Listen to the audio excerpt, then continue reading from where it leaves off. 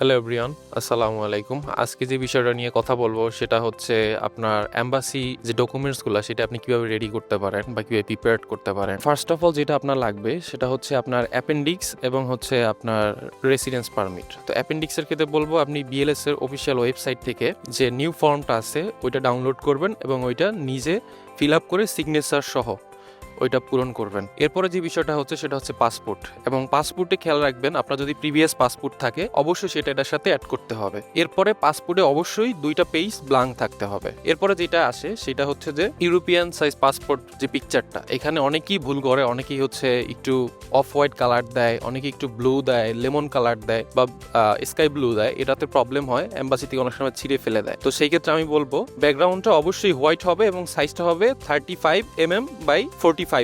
এরপরে যেটা আছে সেটা হচ্ছে যে ফ্লাইট বুকিং এবং অ্যাকোমোডেশন। ফ্লাইট বুকটা ওটা হচ্ছে আপনি অনলাইনে করতে পারবেন বা এজেন্সিকে বললে 500 থেকে 1000 টাকার মধ্যে করে দিবে, এটা খুবই নর্মাল। কিন্তু অ্যাকোমোডেশনটা খুবই ইম্পর্টেন্ট, কারণ আপনি যাবার পরে কোথায় থাকবেন এটা খুবই ইম্পর্টেন্ট একটা বিষয়। ফার্স্ট যদি আপনি ইউনিভার্সিটি থেকে ডম ইনশিওর করতে পারেন সেটা আমি বলবো খুবই ভালো, আর যদি না করতে পারেন অ্যাটলিস্ট কারো বাসা বা ফ্ল্যাট সেটা বুকিং দিয়ে রাখবেন, সেটা আমি বলবো সেটা খুবই ভালো হবে, কারণ উইদাউট অ্যাকোমোডেশন আপনাকে ভিসা দিবে না। তো এটা আসার আগে ইনশিওর করাটা মাস্ট। এরপরে যে বিষয়টা আছে সেটা হচ্ছে যে ভ্যালিড ইন্স্যুরেন্স। এখন এইখানে ইউনিভার্সিটি টু ইউনিভার্সিটি ভ্যারি করে। যেমন ধরেন আমি ইউনিভার্সিটি পেজের কথা যদি বলি, আমাদের ইউনিভার্সিটি তারা বলছে যে তোমাদের এখানে আইসা ইন্স্যুরেন্স করলেও হবে, কিন্তু আপনার ট্রাভেল ইন্স্যুরেন্স মাস্ট লাগবে। তো সেই ক্ষেত্রে যেরকম সুইস কেয়ার আছে, তারপর এখানে স্থানীয় যে ইন্স্যুরেন্স আছে সেটা আপনি নিতে পারেন।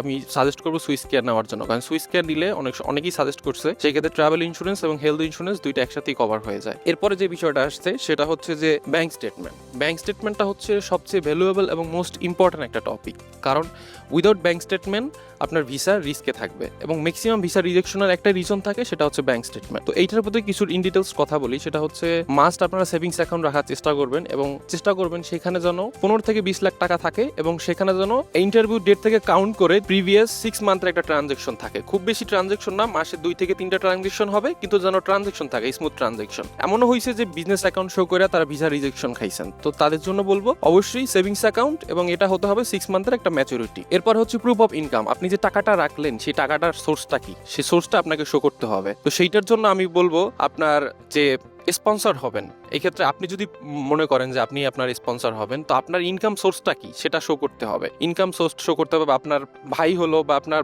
বাবা হলো বা আপনার মা হলো, তাদের যদি জব করে থাকে, জব স্যালারি, তারা যদি বিজনেস করে থাকে, সেই বিজনেসের ট্রেড লাইসেন্স, ট্যাক্স রিটার্ন 2 বছরের সেটা দেখাতে হবে। এখন এই ক্ষেত্রে প্রশ্ন আসে যে ভাই জিরো ট্যাক্স রিটার্ন দেখাবো নাকি হচ্ছে ট্যাক্স পে করব, সেটা ডিপেন্ড করে। অনেক সময় জিরো ট্যাক্স রিটার্ন দেখিয়েও ভিসা আসে, অনেক সময় আবার ফুল ট্যাক্স পে করেও ভিসা আসে না। তো সেই ডকুমেন্টসটা আপনার অবশ্যই রেডি করতে হবে। এখানে ইংলিশে ট্রান্সলেট সহ আপনাকে ভ্যালিড ডকুমেন্টসটা লাগবে। পরে হচ্ছে অনেকেই যেটা করে যে বিজনেস ট্রেড লাইসেন্স না শো করে, এক্সপোর্ট ইম্পোর্ট কাগজ শো না করে সে কি করে, সে হচ্ছে একটা এফিডেভিট করে দেয়। এটা ওরা মেনশন করে দেয় যে এটা কোনো প্রাইমারি ডকুমেন্টস না। আপনাকে অবশ্যই ট্রেড লাইসেন্স দেখাতে হবে বা আপনার ট্যাক্স রিটার্ন দেখাতে হবে যদি আপনার বিজনেস হয়, আর যদি আপনি স্যালারি করেন অবশ্যই আপনার পে স্লিপ বা আপনার স্যালারি স্লিপ দেখাতে হবে। এরপরে হচ্ছে ফিনান্সিয়াল ডিক্লারেশন, মানে সে যে আপনাকে টাকাটা দিচ্ছে সে কি স্বইচ্ছায় দিচ্ছে কিনা বা তার সাথে আপনার সম্পর্কটা কি, এটা হচ্ছে ফিনান্সিয়াল ডিক্লারেশনে মেনশন করতে হবে। এক্ষেত্রে অনেকে চার্টার্ড অ্যাকাউন্ট দিয়ে করায়, অনেকে লয়ার দিয়ে করায়, সেটা ডিপেন্ড করে, বাট আপনার স্মুথলি এটা মেনশন করানো লাগবে। ও এরপর ফাইনাল অফার লেটার। আপনি ইউনিভার্সিটি থেকে অ্যাডমিশন এক্সাম দেওয়ার পরে একটা হচ্ছে আপনাকে অফার লেটার দিবে, সেটা হচ্ছে আপনি বলতে পারেন যে জাস্ট অফার লেটার, কিন্তু ওইখানে যে কন্ডিশন থাকে, যেমন টিউশন ফি পে করা লাগবে, ওই টিউশন ফি পে করার পর একটা ফাইনাল আপনাকে হচ্ছে অফার লেটার দিবে। তো ফাইনাল অফার লেটারে আপনাকে মেনশন করানো লাগবে যে আপনি হচ্ছে এখানে অ্যাডমিশন নিছেন এবং তারা আপনাকে অ্যাকসেপ্ট করছে। তো সেই ফাইনাল অফার লেটারটা এখানে রাখার লাগবে। এরপর আছে এডুকেশন ডকুমেন্টস অ্যাটেস্টেশন। এটা নিয়ে আমার একটা ভিডিও আছে, সেখানে বিস্তারিত পেয়ে যাবেন।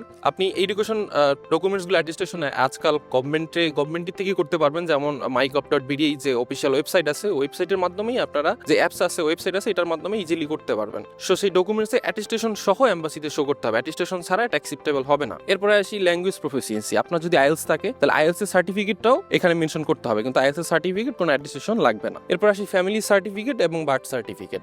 ফ্যামিলি সার্টিফিকেট হচ্ছে যে আপনি ফ্যামিলির যে একটা সদস্য, সাপোজ আপনার ভাই আপনার স্পন্সর হলো, সে ভাই আপনার ফ্যামিলির মেম্বার কিনা সেটা মেনশন করার জন্য আপনার ফ্যামিলি সার্টিফিকেট দেখানো লাগবে। আপনার বাবা হয়ে থাকলে ফ্যামিলি সার্টিফিকেটটা মেনশন করানো লাগবে। এরপর আসে বার্থ সার্টিফিকেট। আপনার বার্থ সার্টিফিকেটটা অবশ্যই ইংলিশে রাখার চেষ্টা করবেন এবং এই ফ্যামিলি সার্টিফিকেট এবং বার্থ সার্টিফিকেটগুলো অবশ্যই ল মিনিস্ট্রি থেকে অ্যাটেস্টেশন করে নেবেন।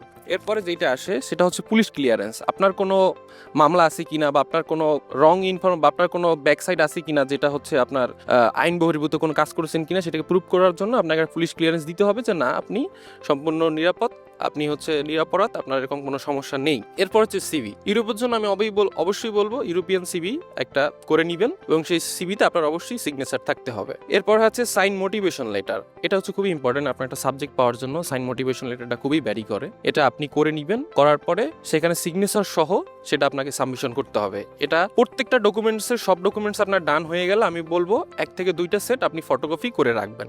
এটা আপনার ভবিষ্যতে ভালোর জন্য। Thank you. আজকে এই পর্যন্ত, দেখা হবে অন্য ভিডিওতে। আসসালামু আলাইকুম।